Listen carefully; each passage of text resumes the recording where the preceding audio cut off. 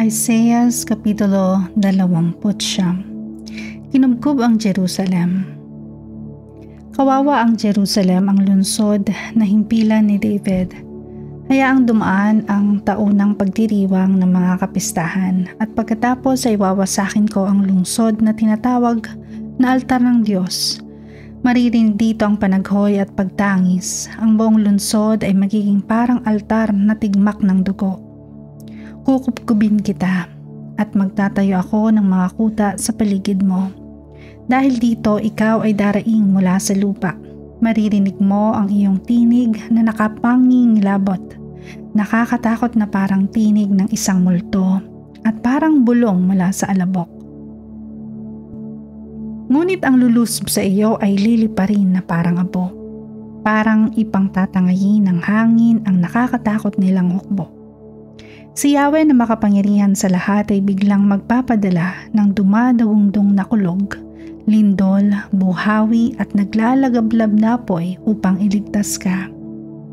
Ang lahat ng bansang kumakalaban sa Jerusalem, ang kanilang mga sandata at kagamitan ay maglalahong parang isang panaginip, parang isang pangitain sa gabi. Parang isang taong gutom na nananaginip na kumakain at nagising na gutom pa rin. O taong uhaw na nananaginip na umiinom, ngunit uhaw na uhaw pa rin nang siya'y magising. Gayon ang sasapitin ng lahat ng bansang lumalaban sa Jerusalem. Bulag at mapagmalaki ang Israel. Magwalang bahala kayo at mag-asal mangmang, bulagi ng sarili at ng hindi makakita. Malasing kayo ngunit hindi sa alak, sumuray kayo kahit hindi nakainom. Sapagkat pinadalhan kayo ni Yahweh ng espiritu ng matinding antok. Tinakpan niya ang inyong mga mata, kayong mga propeta, tinakpan din niya ang inyong mga ulo, kayong mga manghuhula. Ang kahulugan ng lahat ng pangitaing ito ay parang aklat na nakasara. Kung ipababasa mo ito sa taong nakakaunawa, ang sasabihin niya ay, ayoko, hindi ko mababasa sapagkat nakasara.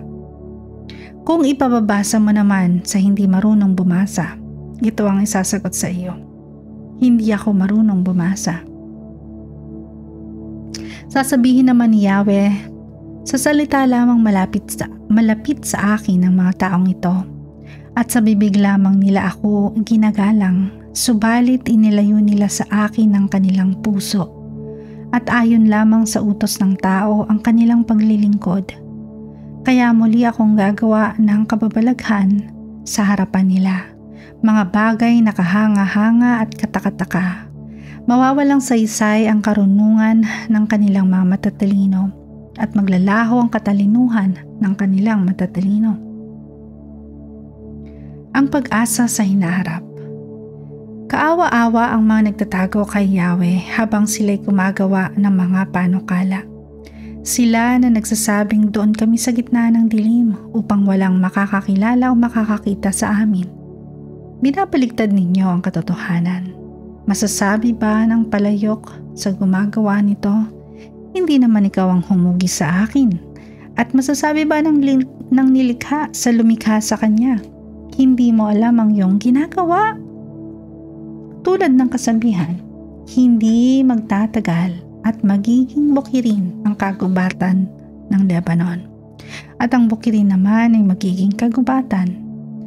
Sa araw na iyon, maririnig ng bingi ang pagbasa sa isang kasulatan. At mula sa kadiliman makakakita ang mga bulag.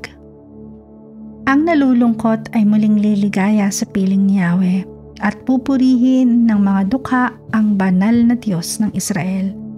Sapagkat mawawala na ang malupit at mapangapi, gayon din ang lahat ng mahilig sa kasamaan.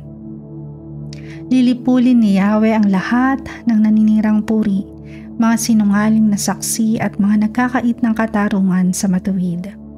Kaya ito ang sinasabi ni Yahweh, ang tumubos kay Abraham, tungkol sa sambayan ni Jacob. Wala nang dapat ikahiya o ikatakot man ang bayang ito mula ngayon. Kapag nakita nila ang kanilang mga anak na ginawa kong dakilang bansa, makikilala nila na ako, ang banal na Diyos ni Jacob.